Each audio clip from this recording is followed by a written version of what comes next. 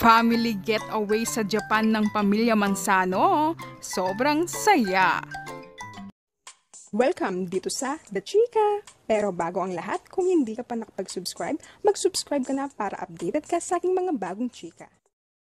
Celebrity mom na si Jessie Mendiola, ibinahagi sa kanyang Instagram account ang mga larawan sa kanilang masayang family trip sa bansang Japan. So glad we're able to catch the first bloom. It was Isabella Rose Manzano first time to see cherry blossoms.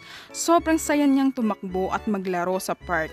Watch our quick family getaway vlog by clicking the link in my bio. Special thanks to Kokon Studio PH for capturing this special moment. Yan ang saad ng celebrity mom sa caption nito na mapapanood ang kanilang family trip sa kanyang YouTube channel. Sobrang nag-enjoy ang pamilya Manzano sa kanilang pagpunta sa Japan, lalo na si Isabella Rose o Baby Peanut.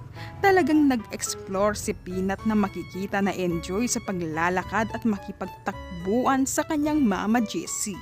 At tuwang-tuwa din si Peanut na first time na makakita ng mga cherry blossoms. Sa next post naman ni Mommy Jessie sa kanyang Instagram, nilagyan niya ng caption na "Guess who enjoyed so much in Japan?"